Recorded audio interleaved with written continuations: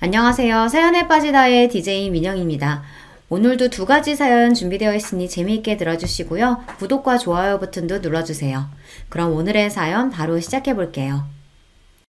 안녕하세요. 저는 새침댁이지만 엄마 생각하는 마음만큼은 비단결보다 더 고운 사춘기 딸아이를 키우며 살아가는 40대 엄마입니다. 지금은 딸아이와 마치 둘도 없는 단짝 친구처럼 투닥투닥 즐겁게 지내고 있지만 사실 제가 제 아이한테 참 미안한 게 많아요. 엄마가 심적으로 불안정할 때가 있어서 아이를 불안하게 만든 전적이 있거든요. 지금도 제 눈에는 마냥 아기 같은데 그때는 지금보다 더 어렸을 때니까 제가 참 죄가 많은 엄마입니다. 자식 앞에서는 무슨 일이 있어도 평정심을 유지하고 아이가 상처받지 않도록 노력해야 하는 게 부모의 도리이지만 그때는 그것조차 쉽지 않을 정도로 힘든 시간을 보내야 했어요. 바로 제 처자식 나몰라라고 밖으로 놔둔 남편 때문이었습니다. 아무리 부부 사이에 아이가 있으면 이혼이 쉽지 않다고 하지만 그놈은 자식 핑계로 제가 이혼이라고는 상상조차 못하리라고 생각하고 제멋대로 설치고 다녔어요. 제가 속을 보통 끓인 게 아니에요. 무려 저보다 잘났다는 여자를 만나 놀아난 남편이었습니다. 그런데도 저와 딸아이한테 미안해하기는커녕 뻔뻔하게 그지없는 인간이 바로 그놈인데요. 야, 너 같으면 너보다 더 잘난 여자 나타나서 관심 있어 하면 안 넘어가겠어? 너라고 별 수 있었겠냐고. 이게 이렇게 사람 취급도 못 받고 이 수모까지 당해야 할 정도로 내가 잘못한 거야? 어? 그래도 내가 우리 지 아빠인데. 이 정신 나간 놈이. 야, 너 말 잘했다. 결혼해서 새끼까지 딸린 놈이 똑바로 살 생각은 못하고 제 마누라, 제 자식 새끼 얼굴에 똥칠을 해? 그래놓고도 감히 니놈이 우리 지아를 입에 올려? 이 금수마트 못한 새끼야. 내가 나랑 내 새끼 기만한 놈을 그럼 가만히 두고 볼 줄 알았어? 아무리 아이 아버지라고 할지라도 내 자식 생각이라고는 한 톨도 안 하는 놈을 언제까지 마냥 두고만 봐줄 수 있겠습니까? 저 역시 속이 썩어 문드러질 때까지 가슴을 치고 이를 간 끝에 결국은 제 모든 걸 다 걸고 그놈에게 철저한 복수를 감행하게 되었습니다. 사건은 지금으로부터 1년 전 무렵에 일어났어요. 당시 저는 결혼 10년 차를 넘긴 가정주부였습니다. 저희 딸아이가 12살 때였어요. 아이 나이를 보시면 아시겠지만 속도 위반으로 생긴 아이였습니다. 사실 제가 지금 남편과 그렇게 꼭 결혼하고 싶은 마음은 없었어요. 당시 소개팅을 통해 처음 만났던 남편을 2년 넘게 만나고는 있었지만 저도 직장 생활을 하고 있었고 제 생활이 꽤 만족스러웠습니다. 집안이 엄한 편이었기 때문에 본가에서 잘할 때는 할 수 없었던 취미생활이나 저 편할 대로 지내는 일상이 참 좋았거든요. 가급적이면 결혼 전에 이런 시간을 충분히 가진 후에 천천히 결혼을 하고 싶었습니다. 서경 씨는 가만 보면 우리 관계를 너무 가볍게 생각하는 것 같아. 나는 처음부터 서경 씨 아니면 결혼할 생각 없다고 할 정도로 우리 관계에 진지한데 꼭 나만 그런 것 같아. 아이, 그럴 리가 있어. 나도 태훈 씨한테 마음 없었으면 뭐하러 일부러 시간 내서 사람을 만나겠어. 내 성격 안 그런 거 잘 알잖아. 네, 제가 워낙 집순이였던지라 그 말이 틀린 건 아니었어요. 굳이 별일 없는데 외출해서 사람 만나고 그러는 게 저는 좀 피곤하더라고요. 그래서 그때까지 그 나이가 차도록 변변하게 연애도 길게 지속하지 못했었습니다. 연애라는 게 생각보다 노력이 많이 필요한 일이더라고요. 지금도 매일같이 밖에서 데이트하는 젊은 커플들을 보고 있으면 둘 다 에너지가 참 대단하다 하고 싶고 그래요. 그러니 비록 저보다 남편이 제게 더 적극적으로 다가왔다고 해도 남편에게 아예 애정이 없었더라면 저도 그렇게 수고스러운 일을 하지는 않았겠죠. 비록 결혼에 대한 견해가 서로 다르긴 했지만 말입니다. 그래서 결혼 전에 저는 피임을 참 열심히 했다고 생각하는데 또 모르죠. 남편은 호신탐탐 저랑 결혼할 기회만 엿보았으니 저 모르게 저한테 거짓말하고 피임에 소홀했을지도요. 완벽한 피임이라는 건 없다고들 하니 100% 확신을 하기는 어렵습니다만 솔직히 저는 지금도 남편이 조금 의심스럽기는 합니다. 그거야 후일담이고 어떻게 생겼든지 언제 생겼든지 간에 제 딸아이가 제 인생 그 무엇과도 바꿀 수 없는 제게 가장 소중한 존재라는 것은 변함이 없습니다. 그 아비가 어떤 인간인지와는 별개로 아이는 제게 그 이전까지는 전혀 알지 못했던 새로운 영역으로 제 삶을 확장해준 제게는 우주와도 같은 존재니까요. 워낙 보수적이고 가부장적이셨던 저희 친정아버지는 막내딸의 혼전 임신 소식에 노발대발하셨습니다. 당연히 귀한 딸 시집도 가기 전에 덜컥 임신부터 시키는 예비사위를 못 잡아먹어서 안달이셨습니다. 그러면서도 주변에 소문이라도 날까 싶어 전전긍긍하셨으니 저희 결혼은 사실상 예정되어 있던 거나 마찬가지였어요. 남편 역시 저희 집안 사정이 그런 걸 진작 알고 있었으니 제가 결혼 전에 임신하게 되면 무조건 저랑 결혼할 수 있다는 것도 알고 있었겠죠. 비록 그 일로 장인어른의 못마땅한 사위가 되었지만 말입니다. 그래도 결혼 허락받을 때까지는 저희 아버지 앞에서 미안한 척이라도 하더니 결혼에 성공하고 나니 그때부터는 저희 아버지한테 잘 보일 노력조차 안 하더라고요. 그야말로 결혼 자체가 목적이었지 싶습니다. 살갑게 굴어도 쉽게 화가 풀리지 않을 판에 남의 딸 도둑질하듯 데려간 사위가 저희 집에서도 예뻐 보일 수 없었겠죠. 아마 결혼하고 나서라도 그 사람이 저희 집에 좀 살갑게 굴었다면 그 정도까지 되지는 않았을 텐데 덕분에 결혼 생활 내내 남편과 저희 친정 간의 관계는 그리 좋지 못했습니다. 저희 부모님한테 안부 전화 한번 제대로 드리지 않은 것은 말할 것도 없고 명절에 자기 본가 드리는 건 당연하게 생각하면서 저희 집에는 한번 가봐야 하지 않겠냐는 빈말 한마디 안 하더라고요. 당신 진짜 해도 해도 너무한다. 당신만 자식이야? 나도 우리 집에서는 귀한 자식이야. 명절 당일 내내 당신 집에서 뼈가 빠지게 나 혼자 일했으면 당신도 우리 집에 얼굴 한번 비춰야 맞는 거 아니야? 그렇다고 우리 집에서 당신 집처럼 당신한테 일을 시키기로 했어 뭐했어? 내 오는 음식 한 끼 먹고 오는 것도 그렇게 못하겠어? 명절 연휴 며칠이나 된다고 거기까지도 갔다 오냐? 당신도 직장생활 해봤으니까 직장인한테 얼마 안 되는 휴일이 얼마나 귀한 줄 뻔히 알면서 그것도 하나 이해 못해줘? 전 그렇게 가고 싶으면 지아 데리고 당신이랑 둘이 다녀오면 될 거 아니야. 내가 뭐 나 없으면 못 가게 뜯어말리기라도 해? 그런 건 당신이 좀 알아서 해. 남편이 벌어다 주는 돈으로 집에서 편하게 살림이나 하면서 이런 것까지 귀찮게 굴어야겠어? 편하게 살림이나 한다니? 내가 그 말버릇 고치라고 했지? 제가 지아 낳을 무렵부터 몸이 좀 많이 안 좋았거든요. 지아 낳고 나서도 한동안은 출산 후유증으로 고생을 꽤나 해야 했습니다. 그래도 유부녀가 되었어도 어느 정도 경제력을 갖추고 있어야 발언권이 좀 있을 것 같아서 가급적이면 회사에 붙어있고 싶었으나 병가가 길어지다 보니 저로서도 눈치가 보이지 않을 수가 없더라고요. 결국 무거운 마음을 안고 다니던 회사를 정리해야만 했습니다. 저는 이제 꼼짝없이 집안에 갇혀 살게 될 것 같아 마음이 정말 안 좋았어요. 그런데 저를 위로하길커녕 입이 귀에 걸린 남편이 싱글벙글 말했습니다. 그래, 당신 몸도 안 좋은데 무슨 회사야. 그렇지 않아도 아이 낳으면 아이는 엄마 손으로 직접 키우는 게 가장 좋다 그랬어. 설마 내가 당신 돈 안 벌어온다고 구박이라도 하겠어? 귀한 내 새끼 키우느라 집에서 고생하는 사람한테? 당신이 밖에 나가서 고생 안 해도 내가 몸 부서져라 이래서 당신이랑 우리 딸내미 먹여 살릴 테니까 걱정하지 마.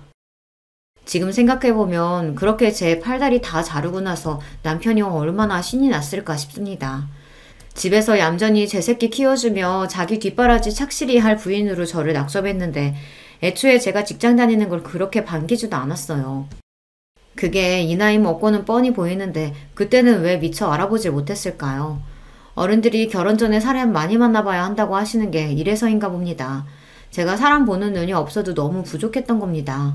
어쨌든 그렇게 전업주부가 되고 나자 제 한몸 부서지게 가족 부양하겠다는 다부진 다짐과는 달리 슬슬 남편 불평이 늘어만 갔습니다. 당신 집에서 살림만 하는 여자가 반찬이 이게 뭐냐? 내가 10첩 반상까지는 안 바래도 밖에서 고생하는 남편 생각하면 밥이라도 제대로 먹여야겠다는 생각 안 들어? 진짜 너무한다. 10첩까지는 안 되더라도 7첩 정도는 되는 밥상이었어요. 그나마 낮에 저 혼자 먹을 때는 아이 혼자 독박 육아하느라 밥에 물 말아서 겨우 김치나 무말랭이 얹어 먹는 둥 마는 둥 밥이 입으로 들어가는지 코로 들어가는지도 모르게 초라한 한 끼를 해결했습니다. 남편 들어오는 저녁 시간대에 아이 등에 업고 관절 다 상해가며 퇴근에 고생했을 남편 음식만큼은 제가 먹는 것과 비교도 되지 않을 정도로 정성을 쏟아 준비한 거였어요. 그래도 아이 낳고 제가 몸 상태가 썩 좋지 않을 때는 저를 위로해주는 척이라도 하는 사람이었기에 저렇게 180도 변한 태도에 처음에는 제가 정말로 잘못했나 싶어 제대로 대꾸도 못했습니다. 저 혼자 서운한 마음에 울기도 여러 번이었습니다. 곧 그게 그놈이 제 마누라를 길들이겠다고 부린 패악이라는 걸 깨닫고 그 다음부터는 밥상머리에서 타박하면 밥삭이고 뭐고 싹 걷어치워버렸지만 말이에요.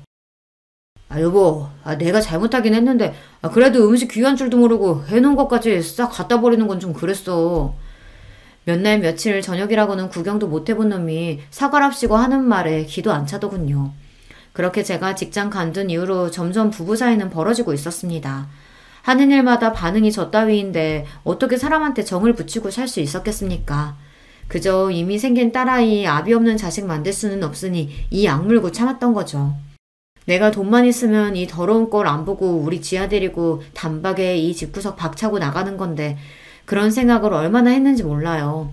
하지만 아이 낳고 경력 단절을 경험해 보신 주부님들이시라면 다들 공감하시겠지만 제 취업이라는 게 결코 쉬운 일이 아닙니다. 거기다 아이까지 딸려있으면 더하죠. 중년 여성들이 일할 수 있는 자리가 마트 캐셔밖에 없다는 소리가 괜히 나온 소리는 아니더라고요. 저도 아이 재워놓고 남편 몰래 조금이라도 돈 벌 수 있는 방법이 없을까 취업 사이트를 뒤적이다 한숨을 쉬며 덮은 적이 한두 번이 아니었습니다. 그나마도 아직 아이가 유치원도 가지 않았던 당시로서는 혼자서 집에서 독박 육아하고 있는 제가 할 수 있는 일이라고는 없었어요.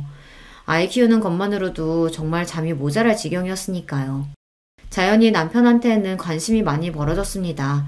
대화가 길어지면 꼭 사람 말투리를 잡고 늘어지는 사람이니 길게 대화를 하고 싶지도 않았습니다. 저와 몇 번의 기싸움 끝에 제가 쉽게 자기 뜻대로 고분고분해질 유형의 인간이 아님을 파악했는지 이제 남편도 특별히 할 말이 없으면 굳이 저한테 말을 붙이지는 않더라고요. 부부라고 하기엔 다소 삭막하다고 느껴질 수 있지만 애초에 저희 관계를 이런 식으로 몰아간 것 역시 남편이었습니다. 솔직히 제 입장에서는 남편에 대한 원망이 적지 않았습니다. 우리 딸이 제게 존재 자체가 축복인 것과는 별개로 아이가 생기는 과정 역시 제 입장에서는 석연치 않았어요. 결혼 이후 저나 저희 친정을 대하는 태도도 실망스럽게 짝이 없었습니다.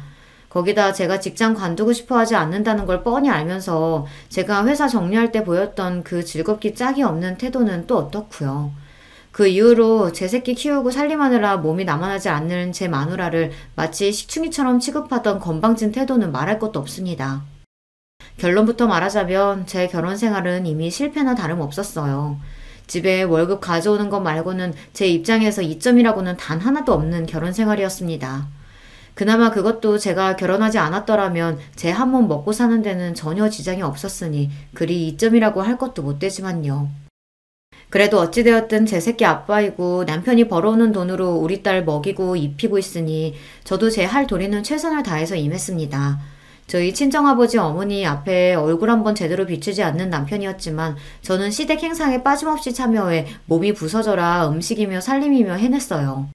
반찬 투정하는 남편놈 딱 굶겨 죽였으면 싶었으나 매일 저녁 정성 들여 저녁 준비를 했습니다. 철마다 보양식 해다 바치는 것도 빼먹지 않았고요. 생각해보면 결혼 전에 남편이 왜 그렇게 저랑 결혼 못해서 안달이었는지 이해 못할 것도 아니에요. 그렇게 속을 부글부글 끓이면서도 결국은 아내의 할 도리를 다 해내는 저였습니다. 그런 제 성정을 진작에 알아차린 거였겠죠. 결혼만 하면 자식 알아서 키워주고 식사며 살림이며 완벽하게 되는 그런 안락한 가정을 가질 수 있는데 결혼 전 그 잠깐 제 앞에서 알랑방귀 끼는 게 뭐 그렇게 어려웠겠습니까? 영업직이라서 퇴근이 이른 편도 아닌데 집에 와서 꼬박꼬박 저녁 받아 챙겨 먹는 걸 보면 그리 음식 타박을 해도 제 요리 솜씨를 썩 만족스러워 한다는 걸 알 수 있었어요. 주둥이로 나불나불 음식이 어떠니 어쩌고저쩌고 하는 것도 저 길 한번 들여보겠다는 개수작인 건 티가 나도 너무 났어요. 그 시간에 퇴근하면서 그놈이 먹은 게 아무것도 없었겠습니까? 맨날 하는 일이 접대인데 술을 처먹든 밥을 처먹기는 먹기야 했겠죠. 나날이 뒤룩뒤룩 튀어나오는 뱃살이 그 증거였어요. 심지어는 지 입맛에 맞는 반찬 해주면 도시락 싸달라는 얘기까지 했습니다. 회사에서 식대에 빤히 나오는데도 말이죠. 하여간 식탐까지 참 징그러운 인간이었어요. 남편이 하는 일은 의료기기 영업일이었어요. 사무실에 붙어있는 때는 출근 시간이 잠깐이 대부분이었고 주로 인근 병원을 돌며 의료기기 영업을 했습니다. 의료기기뿐만 아니라 의료 쪽 대부분이 영업일이 꽤 만만치 않다는 건 들어서 알고 있었어요. 그만큼 병원 상대로 접대도 많은 편이었죠. 거나하게 술에 취해 밤늦게 들어오는 남편을 보는 일은 흔한 일이었습니다. 다른 사이 좋은 집 가정이었으면 그런 남편이 걱정스러울 수도 있었겠으나 술이면 환장을 하는 남편이었어요. 다른 영업직 사원들은 원치도 않는 술 마시는 걸 그렇게 괴로워한다고들 하던데 이 인간은 회사에서 책정한 접대비로 공짜 술 실컷 마실 수 있으니 돈 굳었다며 주책스럽게 좋은 티를 감추지를 못했습니다. 그런 놈 뭐 예쁘다고 걱정씩이나 해주겠어요. 그저 꿀물 한 잔 타다 주며 제 할 일 다 했다 했죠. 그렇게 씻지도 않고 널브러진 남편 옷을 여느 때처럼 정리하기 시작했습니다. 정리라고는 도통 할 줄 모르는 인간답게 항상 재킷 주머니는 접대 영수증부터 온갖 잡동사니와 자잘한 쓰레기가 가득했습니다. 그런데 그날은 이상하게 영수증 하나가 유독 눈에 들어오더라고요. 호텔 객실 결제 영수증이었습니다. 술집이나 식당은 물론이거니와 시시때때로 들어가는 각종 선물들로 별의별 영수증이 다 튀어나오고는 했지만 호텔 영수증은 또 처음이었어요. 대번에 드는 생각이 이 인간이 나가서 여자라도 만나나 하는 거였죠. 저한테 그리 살가운 사람도 아니니 그런 생각이 드는 게 당연하지 않겠어요. 하지만 곧 남편의 동료 직원 와이프가 들려줬던 이야기가 생각났습니다. 한 번은 그 사람 옷에서 숙박명소 영수증이 나와서 제가 집안에 뒤집은 적이 있었어요. 남자 옷에서 그런 게 나오는데 아내 입장에서 눈이 뒤집히는 게 정상 아니겠어요? 근데 알고 보니까 접대하는 의사놈이 자기 내언니랑 호텔 가는데 카드 긁어달라고 하더래요. 어차피 네 돈 아니고 니네 회사에서 접대비 명목으로 나오는 돈 아니냐면서. 내가 그 소리 듣고 진짜 기가 차서 거짓말하는 줄 알았어. 오죽하면 내가 블랙박스까지 확인해봤겠어요? 근데 진짜더라고. 아, 세상에 있는 것들이 더하다더니 의사가 버는 돈이 얼만데 자기 불륜하는 돈까지 접대를 받고. 그 꼴 당하고 내 남편이 힘들게 돈 벌어온다고 생각하니까 억장이 무너지는 줄 알았죠. 그래도 그 집은 부부 사이가 꽤 좋은 모양이었습니다. 어찌되었든 저런 황당한 일도 있다고 하니 섣불리 판단한 일은 아니다 싶더라고요. 솔직히 남편이 불륜을 저질렀다고 한들 놀랍게 느껴지지도 않았어요. 제 식구 그렇게나 업신여기는 놈인데 저한테 무슨 신의가 있다고 정절을 지켰겠습니까? 지금까지 별다른 정황이 있었던 건 아니었지만 접대에는 술접대가 대부분일 텐데 그놈이 헛짓거리 안 하고 돌아다녔을 거라고 기대하는 건 너무 순진한 생각이었습니다.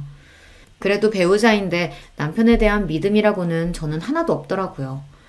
얘기 들을 때 블랙박스 확인했었다는 소리가 떠올라서 남편이 잠든 틈에 살짝 주차장에 내려가 블랙박스부터 확인을 해봤습니다. 영상은 어렵지 않게 찾아낼 수 있었어요. 남편이 웬 여자랑 술이 떡이 되어서 영수증에 기재되어 있던 호텔로 함께 얼싸안고 올라가는 모습을 말이죠. 그걸 보는데 기분이 참 더러웠습니다. 그래도 남편이랍시고 있는 거 불륜의 증거를 제 두 눈으로 떡하니 확인하는데 기분이 아무렇지도 않을 수는 없더라고요. 비록 사랑은 남아있지 않더라도 인간으로서의 최소한의 존중이라는 게 있지 않습니까? 나는 이제 재취업조차 쉽지 않을 정도로 집구석에 주저앉혀놓고 저놈 혼자 세상 저 좋을 대로 나대고 다닌다고 생각하니 억울하고 또 억울했습니다. 저놈만 아니면, 저 쳐죽일 놈만 아니면 내 인생이 이 지경이 되진 않았을 텐데 생각하니 분해서 잠이 오질 않았어요. 남편의 불륜 정황과 증거를 확보했음에도 섣불리 움직일 수 없었습니다. 우리 딸만 아니었으면 당장에 이혼하고 길바닥에 나앉는 한이 있더라도 제 한 입 어떻게든 채우며 살 수 있었겠지만 지금 상황으로는 딸아이 친권은 고사하고 양육권 확보조차 장담할 수 없었어요. 물론 그 마누라고 제 새끼고 나 몰라라는 놈이 제 손으로 애 키우려고 들 리는 없다고 생각했지만 제가 먼저 이혼 서성 걸었다고 감히 괘씸한 마음에 저 괴롭히려고 작정하고 들면 어떡해요. 실제로 이혼할 때 남편 쪽이 불륜 등으로 명백한 유책 배우자임에도 불구하고 여자 쪽이 경제력이 없어서 친권과 양육권을 전부 남편 쪽으로 가져가는 일이 드물지 않다고 들었습니다. 남편이 실제 양육에 관여할 의사가 없어도 전부인에 대한 복수심으로 괴롭히려고 들 심산으로 양육권까지 싹 빼앗아 갔다고요. 한마디로 아이 엄마 입장에서는 아이 뺏기는 것만큼 괴로운 일이 없으니 어디 너 한번 당해봐라 하는 거죠. 그러고는 할머니에게 애 떠넘기는 일이 부지기수라고요. 남편도 남편이지만 며느리라고 몸 약해서 딸 하나 겨우 낳았다고 우리 지아 별로 예뻐하지도 않는 시부모님이었습니다. 남편 손에서 키운다고 해도 걱정, 시댁에 맡긴다고 해도 아이 걱정, 계속 걱정이 되어 속이 시커멓게 타들어갔어요. 이혼이야 제가 소송에서 이길 수 있다고 하더라도 안정적인 수입이 없으면 지아를 데려오는 일은 요원할 터였습니다. 그렇게 불륜의 결정적인 증거를 확보하고도 며칠을 이러지도 저러지도 못한 채 시간은 흘러만 갔습니다. 그러는 동안에도 혹시 모르니 증거는 차곡차곡 모아뒀습니다. 전에 말한 블랙박스 동영상은 물론이거니와 그동안 저 인간 옷에서 나온 영수증이며 자료는 제가 다 챙겨줬으니까요. 접대용이니 회사에 제출해야 하는데도 저렇게 쓰레기 다루듯 하니 할 수 없이 제가 정리를 했거든요. 그걸 일일이 사진으로 찍어서 보고 있자니 대충 패턴이 보이더군요. 제가 그동안 잘 몰라서 넘어갔던 것 중에도 펜션 같은 숙박업소 영수증이 꽤 되더라고요. 그거랑 남편 차 내비게이션 기록과 블랙박스 등을 대조해보니 꽤 많은 증거를 긁어모을 수 있었습니다. 그 전에는 다른 여자를 만났을지는 모르겠으나 최근 몇 달간 등장하는 여자는 모두 동일인이었습니다. 남편 다니는 동선이 거기서 거기니 여자 신원을 밝혀내는 건 그리 어렵지 않았습니다. 저희 집에서 그리 멀리 떨어지지 않은 동네의 병원 의사였습니다. 상간녀 전체를 확인하고는 분노보다는 실소가 먼저 터지더라고요. 의사면 그래도 공부 많이 해서 힘들게 그 자리까지 갔을 텐데 불륜을 해도 뭐 저런 덜 떨어진 놈하고 놀아날까 싶어서요. 얼굴이 잘생기기래 몸매가 좋기를 배 튀어나온 중년 영업직 아저씨 뭐가 좋다고 저러고 사나 생각하니 그 잘난 여자가 애잔하기까지 했습니다. 답은 쉽게 찾을 수 있었어요. 저나 저희 친정 식구들한테는 그렇게 자기가 윗사람이라도 되는 듯 거만을 떨던 남편놈이 그 여자한테는 거의 종이라도 된 것처럼 굽신거리더라고요. 현지 씨는 뭐래도 이렇게 세련됐어요? 선물하는 사람 보람있게. 우리 마누라는 뭘 걸쳐놔도 거적대게 같은 게 사람이 집에서 애 키우고 살림만 할 줄 알지 여자라고는 매력이라고는 하나도 없어요. 그러니 내가 현지 씨한테 이렇게 사족을 못 쓰지. 상간녀 앞에서 제 마누라 깎아내리며 좋다고 낄낄대는 눈꼴을 보니 당장에 찢어 죽이고 싶었습니다. 저라고 남자로서 매력이라고는 코털만큼도 없는 저 같은 놈하고 살고 싶어서 같이 산 줄 알아요. 우리 지아 아니었으면 진작 버렸을 놈이 감히 상간녀라는 여자 앞에서 저를 여자로서 전혀 가치도 없다는 식으로 이야기하자 수치심에 몸이 덜덜 떨렸습니다. 그 이후로도 갖은 더러운 음담패설을 주고받으며 꼴값을 떨고 있는 연놈들을 보고 있자니 구역질이 나서 참을 수가 없었습니다. 저는 결국 참지 못하고 새벽에 기어들어와 자빠져 있는 놈에게 물을 한 바가지 퍼다 물벼락을 내렸습니다. 이게 뭐야? 당신 미쳤어? 미치긴 네 놈이 미쳤지. 이 더러운 불륜놈 새끼야. 제가 소리를 빽 지르자 생각지도 못했던 일격에 놈 얼굴이 싹 굳어버렸습니다. 그러고는 벌떡 일어나 제 양 어깨를 우악스럽게 틀어쥐고 흔들어댔어요. 야, 너 그거 어떻게 알았어? 어? 이거 놔. 안 놔? 놔, 이 새끼야!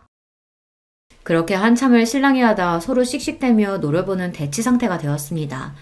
당장 네 더러운 짓거리 블랙박스 영상으로 다 확인했다 쏘아붙이려다 그래도 상황이 어찌 될지 모르니 아직 까발릴 일은 아니라고 생각했습니다. 그렇게 사방팔방 세상 무서운 줄 모르고 설치고 돌아다니는데 네 놈 아는 사람 하나 못 볼 줄 알았냐? 내가 없어도 아주 유부녀랑 붙여먹을 생각에 눈가에 베는 게 없었나 봐. 어? 너 현지씨 신상까지 털었어? 와, 너 진짜 무섭다. 이런 뻔뻔한 놈이, 그게 불륜한 놈이 할 소리야? 네가 이렇게 독한 여자니까 내가 밖으로 놔둘 수밖에 없는 거야. 이미 얘기 들었다니까 더 숨길 것도 없고. 야, 너 같으면 그런 여자가 관심 있었는데 그냥 있겠냐? 집에서 후줄근한 여자만 보다가 그 잘난 여자가 만나보자는데 싫다고 하겠냐고. 거기다 무려 의사인데 내가 이때 아니면 언제 또 의사를 만나보겠냐? 너보다 능력 좋지 얼굴 예쁘지 길 가는 남자 갖고 물어봐라. 열이면 열 다 너보다 우리 현지씨를 택하지. 야, 너 말 다 했어? 할 말이야 차고 넘치지. 너 행여나 이혼 한 해만에 설칠 생각하지 마라. 너 이혼 소송 거는 그 순간 우리 지아랑은 못 볼 줄 알아. 변변한 직업도 하나 없는 게 무슨 능력으로 내 딸을 데려다 키워? 군소리 말고 넌 지금껏 하던 대로 집안일이나 하고 우리 지아나 잘 키울 생각이나 해. 너같이 아물짝에도 쓸모없는 여자를 그래도 마누라라고 데리고 살아주는 나한테 고맙게 생각하고. 알았냐? 그러고는 자리를 박차고 나가버리는 남편놈이었습니다. 저는 머리채를 잡아도 시원찮을 판에 지아 얘기가 나오자마자 말문이 막혀서 시원하게 대꾸 한번 못해준 게 억울해서 그 자리에 주저앉아 세상이 떠나가도록 엉엉 울기 시작했습니다. 그 소리에 자다 깬 지아가 후다닥 안방으로 건너왔어요. 엄마 왜 그래? 지아야. 아이가 보는 앞이니 어떻게든 진정을 해야 하는데 도저히 감정을 주체할 수가 없었습니다. 제 엄마가 나라라도 잃은 듯 처절하게 울부짖고 있는 꼴을 보는데 아이가 얼마나 놀랐겠습니까? 딸아이 역시 저를 보면서 따라 울기 시작했어요. 엄마, 울지마, 엄마. 지아야, 아이고 내 새끼. 그렇게 모녀가 그 새벽에 한참을 얼싸안고 통곡을 했습니다. 다음날 아침 저도 저지만 우리 아이 꼴도 말이 아니었어요. 목이 퉁퉁 붓고 눈이 불어터지도록 울어댔으니 미열까지 나는 딸아이를 보며 복수심에 가슴이 타들어가는 듯 했습니다. 남편 놈 말 맞다나 우리 지아를 잃을 수 없으니 지금으로서는 이혼 소송조차 걸 수가 없었습니다. 그렇다고 이대로 놈 말처럼 쥐죽은 듯이 참고 살자니 그건 그것대로 화가 차올라서 도무지 견딜 수가 없었어요. 그놈이 아니라면 그 상간녀라는 여자에게라도 어떻게든 복수를 해야만 제 숨통이 트일 것만 같았습니다. 지금 생각하면 스스로도 참 어처구니가 없습니다만 저 여자가 남편 채갔으니 저도 저 여자 남편 채가는 게 공평한 일 아니냐는 생각이 들었어요. 평소에 사랑이라고는 코딱지만큼도 없는 놈인데도 말이죠. 그만큼 저도 정신이 나가 있었어요. 여자 신원을 확보했으니 그 남편이 누구인지 알아내는 것 또한 어렵지 않았습니다. 잘난 여자의 남편답게 상간녀 남편은 제법 건실한 회사를 운영하고 있는 한 회사의 대표님이었어요. 회사 홈페이지에 대표 소개에서 확인한 사진을 보니 외모도 멀끔한 것이 제 남편놈하고는 비교하는 게 미안할 지경이더라고요. 도대체 그 여자 정신 상태가 어떻게 되어먹은 건지 의심스러울 정도였어요. 하기야 불륜하는 것들 심리를 정상인인 제가 어떻게 이해하겠습니까? 저 같은 평범한 여자가 쉽게 만날 수 있는 사람이 아니니 그 남자한테 접근하는 것조차 쉽지 않았습니다. 그렇게 회사 앞에 죽치고 며칠을 지켜본 결과 회사 접대 차원에서 점심시간대에 그 남자가 자주 가는 고급 한정식집이 있다는 걸 알아낼 수 있었습니다. 그래도 하늘이 저를 아주 버리진 않으셨는지 마침 그 식당에서 서빙을 할 직원을 모집하고 있더라고요. 저는 결혼하고 처음으로 샵까지 들러서 최선을 다해 그럴싸하게 용모를 꾸미고 실로 오랜만에 면접을 보았습니다. 그래도 제가 아직 죽지는 않았던지 임시 파트타임으로나마 일자리를 얻을 수 있었습니다. 그렇게 며칠을 호시탐탐 그 남자가 오길 기회만 노리고 있었어요. 마침내 예약 명단에서 그 남자 이름을 발견했을 때는 심장이 미친 듯 방망이질 치기 시작했습니다. 여기까지 왔으니 뭐라도 해야 하는데 이건 보통 사람이 할 짓이 아닌 일인지라 제가 말이나 제대로 할 수 있을지 긴장되었어요. 그렇게 떨리는 속마음을 감추고 접대 상대와 함께 예약실로 들어선 그 남자 앞에서 겉으로는 침착하게 서빙을 했습니다. 함께 오신 분이 통화 용건이 있으신지 잠시 자리를 비우셨을 때 이때가 아니면 기회가 없다 싶었어요. 제가 도대체 무슨 생각으로 그 사람 앞에 가서 섰는지 모르겠습니다. 저는 어색하게 웃으며 말했어요. 식사는 맛있게 잘하고 계신가요? 네. 네. 맛있게 잘하고 있습니다. 감사합니다. 접대 중간에 갑자기 말을 거는 제가 무례하게 느껴질 수도 있는데 당황하면서도 정중하게 대답하는 게 매너가 몸에 밴 사람 같았어요. 그 여자는 이런 남편을 놔두고 대체 왜 다시 한번 의문을 가지며 제가 말했습니다. 실은 제가 여기서 여러 번 뵀는데 대표님이 너무 멋지셔서요. 혹시 제가 차 한 잔 대접해도 될까요? 제 말에 그 사람 표정이 묘하게 바뀌었습니다. 제 입으로 말하기 민망하긴 하지만 며칠간 단단히 용모에 신경을 써서 제 겉모습이 그리 보기 나쁘지 않았습니다. 가벼운 남자라면 그냥 유익거리로도 한 번쯤은 눈길을 줄만하다고 생각해요. 비록 이런 짓도 아무나 하는 게 아닌지 그리 말을 걸고도 두려운 마음에 손이 벌벌 떨렸지만 말입니다. 하지만 그 사람 반응은 단호했어요. 혹시 모르시고 하신 말씀인지 몰라 말씀드리자면 저 유부남입니다. 아들도 둘이나 있고요. 지금 그 말씀은 못 들은 걸로 할게요. 잠깐만. 저도 모르게 당황해서 물컵을 실수로 쳐서 넘어뜨렸습니다. 제 손이 벌벌 떨리는 걸 그 사람도 분명 보았을 거예요. 분명한 거절 의사에 저도 모르게 안도하는 마음이 들었다는 걸 깨닫자 순간 저 스스로가 너무 한심해서 수치심을 견디기가 어려웠어요. 뒷말을 잇지 못하고 제가 눈물만 뚝뚝 떨구자 갑작스러운 상황에 그분도 당황스러워 보였어요. 간신히 눈물을 추스르고 기어들어가는 목소리로 제가 말했습니다. 정말 죄송합니다. 제가 이러려고 그런 건 아니었는데. 김현지 씨 남편분 되시죠? 제가 꼭 드려야 할 말씀이 있어서 실례를 무릅쓰고 들어왔어요. 정말 죄송합니다. 죄송합니다. 그분도 얼마나 황당했겠습니까? 거기다 자기한테 수작권 여자 입에서 나오는 제 아내의 이름이라니 제가 그분이라도 혼란스러웠을 겁니다. 이내 한숨을 쉰 그분이 제게 손수건을 건네시며 말씀하셨습니다. 이렇게 무서워서 덜덜 떠실 거면서 왜 그런 소리를 하셨어요? 무슨 일인지는 모르겠지만 대화가 필요할 것 같네요. 그렇게 뜻밖에도 상간녀의 남편과 제대로 된 대화의 기회를 얻게 되었습니다. 아내의 불륜 사실을 폭로하는 낯선 여자의 말에 그분 눈동자가 세차게 흔들렸으나 저한테 증거 자료가 이미 너무나 많았습니다. 결국 아내의 불륜 사실을 받아들이고 참담하게 일그러진 표정을 보니 죄송한 마음이었지만 그분이 좋은 분 같아서 더더욱 이 사실을 모르고 살기에는 아까운 분이라는 생각이 들었습니다. 알고 보니 상간녀와 상간녀 남편 사이에는 쌍둥이 아들까지 있더라고요. 저 유복한 가정에 눈에 넣어도 아프지 않을 귀한 아들들의 자기는 을사식이나 되는 완벽한 인생을 살고 있는 여자가 도대체 뭐가 아쉬워서 제 남편놈 같은 모자란 놈하고 그리 더럽게 놀아난 건지 다시 한번 그 여자 속내를 이해할 수가 없어 답답해졌습니다. 생각보다 빠르게 마음을 추스른 그분이 제게 말씀하셨어요. 솔직히 참담한 심정이지만 이석영 씨가 저한테 알려주지 않으셨다면 저는 아무것도 모르고 아내에게 속아서 살았겠죠. 그건 정말 감사드려요.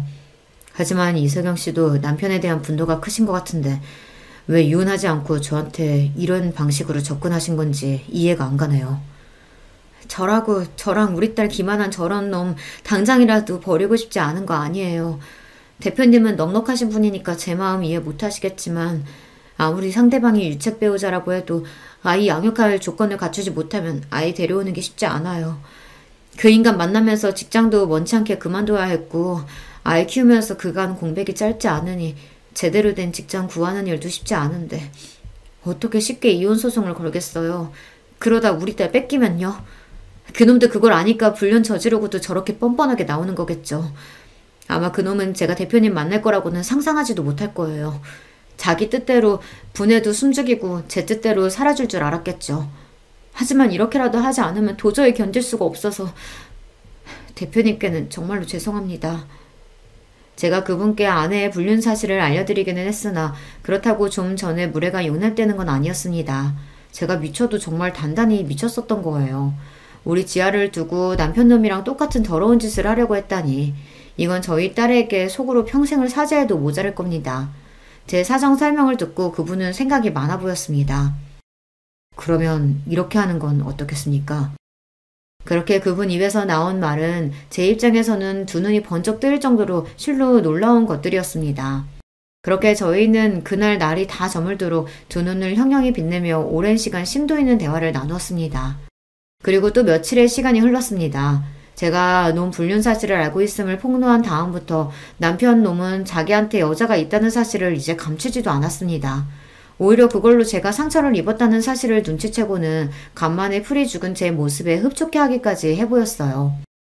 저는 놈이 그렇게 계속 착각 속에 살 수 있도록 평소와 다름없이 아이를 돌보고 그 쳐죽여도 모자랄 놈 저녁까지 따박따박 해다 바쳤습니다.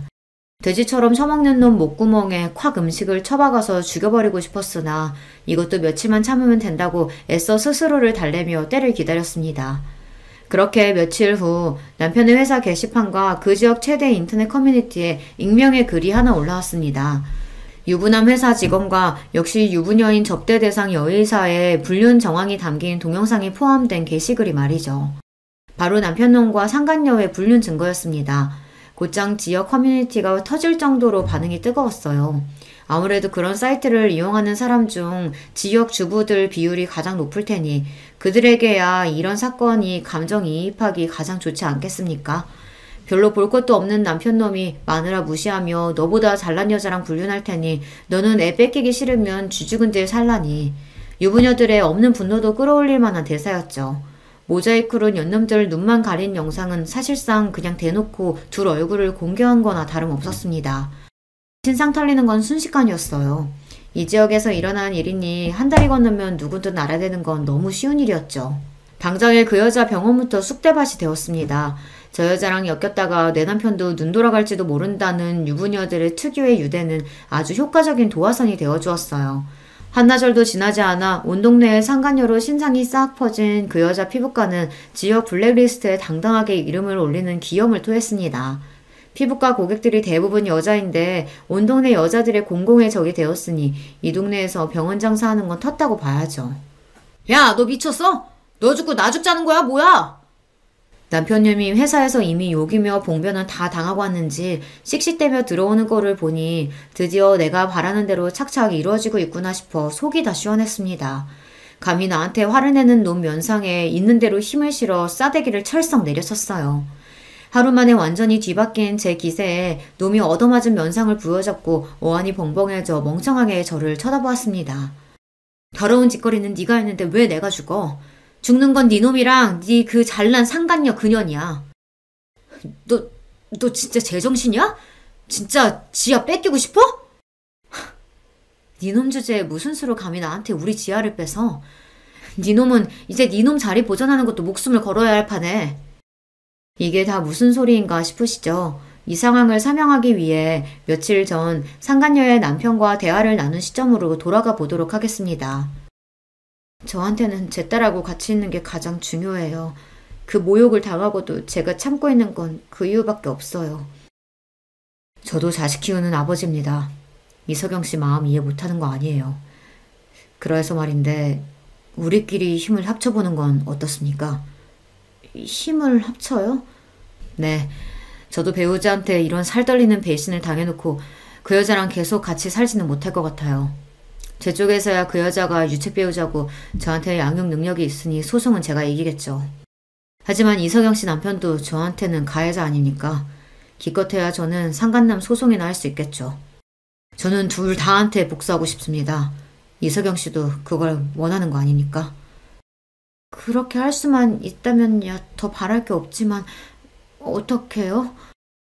이혼 소송하시는 거 제가 도와드릴게요. 뜻밖의 제안에 너무 놀란 나머지 말문이 막혔습니다. 그런 저를 보고 제가 망설이는 줄 알았는지 그분이 저를 설득하겠다고 다급히 설명을 이었습니다. 아이 뺏길까봐 이혼을 주저하시는 거 압니다. 그러면 아이만 확실히 데려올 수 있다면 되는 거 아니겠어요? 그러면 그놈이 아이 양육할 수 없도록 가진 걸 다 빼앗으면 될 일이죠. 그만한 복수가 또 어디 있겠어요. 아이 데려오려면 안정적인 일자리가 필요하다고 하셨죠. 그것도 제가 주선해 드릴 수 있습니다. 제 지인 중에 급히 사무 보조 직원을 구하는 사람이 있거든요. 단순 업무라서 연봉이 그렇게 높진 않을 테지만 제 소개면 인턴 기간 없이 바로 정직원으로 채용해 줄 거예요. 그 친구가 사람이 참 괜찮아서 직원 처우도 나쁘지 않아요. 그 정도면 아이 친권 양육권 가져오는데 무리가 없을 거예요. 남편놈에게 복수하는 것도 모자라서 안정적인 일자리까지 제안받다니 이게 꿈인가 생시인가 싶었습니다. 저한테야 정말이지 꿈 같은 이야기지만 어떻게 염치도 없이 그렇게까지 받을 수가 있겠어요. 이혼 도와드리는 건 제 순수한 호의가 아니라 저로서도 복수 때문에 이석영 씨 이용하는 거나 마찬가지예요. 일자리 주소는 그에 대한 대가이자 저한테 사실 알려주신 감사의 표시라고 생각해 주셨으면 합니다. 안 그랬으면 저도 그 여자한테 이용만 당하고 호구 누르시나 했을 테니까요. 그 여자 병원 다 제 돈으로 차려준 겁니다. 없는 집안에서 머리 하나 좋아 을사된 여자 저 만나서 호강시켜주겠다고 지금껏 아낌없이 퍼주며 살았어요. 병원 실소유자도 제 명의로 되어 있어요. 제 덕에 여기까지 와놓고 저랑 저희 아들들까지 기만하다니. 그럼 제가 준 건 다 빼앗아와야 하지 않겠어요? 이석영 씨가 준 증거들 아니었다면 아무리 저라고 해도 이혼 소송이 참 지저분해졌을 거예요. 이렇게 확실한 증거 가져다 주셨는데 저도 그 정도는 해야죠. 이렇게 된 겁니다. 약속한 대로 그 며칠 사이 소개받은 회사로 나가 고용 계약서를 작성하였고 이혼 변호사도 붙었습니다. 준비해둔 게 워낙 많아서 따로 자료 조사도 필요하지 않을 것 같다는 말씀에 저도 참 이를 갈았었구나 싶더군요. 온 동네며 회사며 니놈이 그년이랑 놀아난 걸 이제 모르는 사람들이 없는데 네가 지금 그 영업직이라도 유지할 수 있을 것 같아? 회사 접대비로 호텔까지 들락거려놓고 이 더러운 놈아. 감히 니놈이 내 딸을 인질로 삼고 나를 협박해? 내가 니놈 뜻대로 숙이고 살 줄 알았니? 내가 니놈 패가망신하는 꼴을 보고 말 거야. 그날 머지 않을 것 같으니까 이제 두 다리 뻗고 잘 수 있겠다. 뒤늦게 상황을 파악하고 놈 얼굴에 핏기가 싹 가셨습니다. 이제 상황은 완전히 반전되었어요. 승자는 저고 저놈은 이제 줄줄이 패할 일만 남았죠. 사채를 돌이킬 수 없음을 깨달았는지 그렇게 거만 떨던 놈이 제 앞에 부끄러운 줄도 모르고 무릎을 꿇었습니다. 여보, 제발 나 좀 살려줘. 나 우리 지아 아빠잖아. 천륜을 어떻게 끊어. 지아도 아빠가 회사 쫓겨나고 알고지돼서 집까지 쫓겨난다면 얼마나 마음이 아프겠어. 우리 지아를 봐서라도 제발 여보. 그 더러운 입 닥쳐. 나를 우리 친정 식구들을 사람 취급도 안 한 주제, 자식이라고 한 번 살갑게 안아주지도 않은 주제, 니놈이 무슨 아비 자격이 있다고. 너 같은 쓰레기 같은 놈은 우리 지하 옆에서 꺼져주는 게 마지막 아비로서 할 도리야. 그리 잘났다는 네 상간녀년이랑 껴안고 같이 살면 되겠네. 아, 그 여자도 지금쯤 집에서 쫓겨났을 테니 이제 서로 별 볼 일 없으려나? 밖에 추운데 둘이 껴안고 있으면 좀 덜 춥지 않겠어? 꼴도 보기 싫으니까 내 집에서 썩 꺼져. 그렇게 그 더러운 상간남을 제 집에서 쫓아버렸습니다. 정말이지 기분이 날아갈 것만 같았습니다. 놈을 제 인생에서, 우리 딸아이 인생에서 치워버릴 수 있다니 이게 꿈인가 생시인가 싶었습니다. 아마 그분 도움이 없었더라면 이런 시원한 결말은 상상조차 할 수 없었겠죠. 비록 배우자의 불륜 때문에 만난 얄궂은 인연이기는 합니다만 저한테는 분명 귀인이 틀림없었습니다. 더러운 불륜 이야기에 회사 이름이 떡하니 들어가게 만들었으니 회사 윗선에서도 남편놈에게 노발대발했습니다. 가서 계약 따오라고 쥐어준 회사 돈으로 제 불륜 노름하는 데 쓴 것도 모자라 호텔비까지 댔으니 명백한 횡령이기도 했죠. 남편이 해고되기까지는 긴 시간이 걸리지 않았습니다. 어디 해고뿐이겠어요. 회사 이름에 먹칠한 것도 모자라 횡령까지, 회사에서 놈에게 소송까지 들어갔더라고요. 무려 사측에서 개인에게 건 소송인데 놈 주제에 당해낼 지간이 있겠어요. 결국 거액의 배상금까지 물게 되었는데 그놈이 무슨 재간으로 그걸 갚아나갈지는 궁금하지도 않네요. 이혼 소송은 볼 것도 없이 저의 대승으로 끝났습니다. 불륜에 자녀 양육권을 두고 협박까지, 죄질이 너무 안 좋아 그런지 재판부에서도 이례적으로 많은 위자료를 책정해 주었습니다. 덕분에 지금 저희가 사는 집은 완전히 제 명의가 되었어요. 우리 딸 친권 양육권도 당연히 저한테 왔죠. 놈에게 양육비가 책정되기는 했으나 놈 주제에 그거 보낼 능력이 있을까 모르겠네요. 양육비 안 보내면 저도 애 얼굴 보여주지 않을 좋을 구실이 될 테니 뭐 아쉽지는 않습니다. 상견녀 집안 역시 쑥대밭이 되었습니다. 잘난 아들 부족한 집에 장가 보낸 것도 아쉬웠는데 그 며느리라는 여자가 불륜까지 해서 아들을 기만했으니 그 시댁도 가만히 있지 않더라고요. 상간녀 남편이 소송으로 아이들 친권 양육권을 빼앗고 병원 빼앗은 것과는 별개로 지역사회에서 힘 좀 쓰신다는 시댁 어른들 서슬퍼른 기세에 상간녀는 다른 병원에 페이닥터로조차 들어가지 못하고 단칸방에 틀어박혀 바깥 외출도 못하고 지낸다고 합니다. 잘난 남편의 빵빵한 시댁의 좋은 직업까지, 세상 모든 일이 제 뜻대로만 될 줄 알았을 그 여자니 실패가 더욱 쓰게 느껴질 터였습니다. 그러게 왜 굴러들어온 복을 걷어찹니까? 저 같으면 감사합니다 하고 성실하고 행복하게 살았을 텐데. 역시 공부머리랑 사람 지혜는 참 다른 영역인가 봐요. 상간녀 남편으로부터는 일이 다 끝나고 나서 감사 인사를 받았습니다. 아이 선물까지 잔뜩 보내셔서 손사래를 쳤으나 끝까지 저한테는 참 좋은 분이셨어요. 우리 아이들 그런 여자 밑에서 자라지 않게 할 수 있게 한 것만으로도 이석영 씨한테 평생 갚지 못할 빚을 진 거나 다름없습니다. 부디 거절하지 마시고 따님한테 잘 전달해 주세요. 앞으로 따님과 두 분이서 잘 지내시길 바랄게요. 그 이후로 그분과 따로 연락하고 지내지는 않습니다. 고마운 인연이긴 하지만 사실 서로 껄끄러운 관계이기도 하죠. 마음으로나마 저 역시 그분과 그 아드님들이 부디 잘 지내시기를 진심으로 바라고 있어요. 소개해주신 일자리는 생각보다 훨씬 괜찮았어요. 말씀하신 대로 직원 처우가 굉장히 좋아 일에 적응하기도 수월했습니다. 정시 퇴근하고 집에 돌아오면 학원 마치고 돌아온 아이와 둘이 좋아하는 음식을 번갈아 함께 만들어 먹으며 즐거운 저녁 시간을 보내곤 합니다. 그놈이랑 같이 살 때에는 저 좋은 음식만 찾는 통에 저희 좋은 건 늘 따로 숨어가며 먹곤 했거든요. 그 식충이 없으니 집안이 이리도 평화롭네요. 저희는 이렇게 살고 있습니다. 집안 분위기 어둡게 만드는 제 아비가 없으니 한층 밝아진 아이 덕분에 웃을 일이 끊이질 않아요. 여러분들도 소중한 사람들과 웃고 사는 하루 되시길 바라며 이만 제 이야기를 마치겠습니다. 들어주셔서 감사합니다. 안녕하세요. 저는 30대 초반 여성입니다. 오늘 제 이야기를 여러분들에게 좀 들려드릴까 합니다. 사실 아무에게도 말하지 않고 그냥 혼자 끙끙 앓기도 했었는데 그런 게 무슨 소용인가 싶어요. 뭐 지금은 큰일은 다 해결되기도 했고요. 제 입으로 이런 말 하기 좀 그렇지만 저는 성격이 진짜 좋아요. 이건 제 주장은 아니고 제 주변 사람들이 입이 닳도록 저에게 하는 칭찬입니다. 제가 생각해도 저는 잘 참기도 하고 딱히 누군가와 싸우는 것도 좋아하지 않는 평화주의자거든요. 좋은 게 좋은 거라는 생각을 늘 가지고 살기 때문에 남과 부딪힐 일을 딱히 만들지 않아요. 혹시 누가 와서 부딪히려고 해도 제가 피하는 타입입니다. 그래서 남들이 볼 땐 정말 무던하고 잘 참고 또 성격이 좋은 걸로 보이죠. 실제로도 그렇고요. 그런데 그런 저에게도 도저히 참을 수 없는 일이 생긴 적이 있거든요.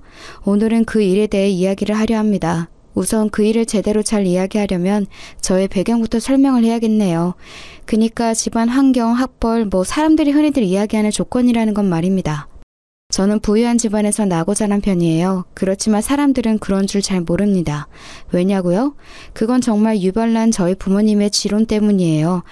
그게 잘못됐다거나 틀렸다는 건 아닙니다. 다만 좀 답답할 뿐이에요. 그게 뭐냐면 뭐든 드러내지 않으시는 거였어요. 무슨 비밀도 아닌데 자신들의 직업을 어디 가서 이야기하지 않으셨습니다.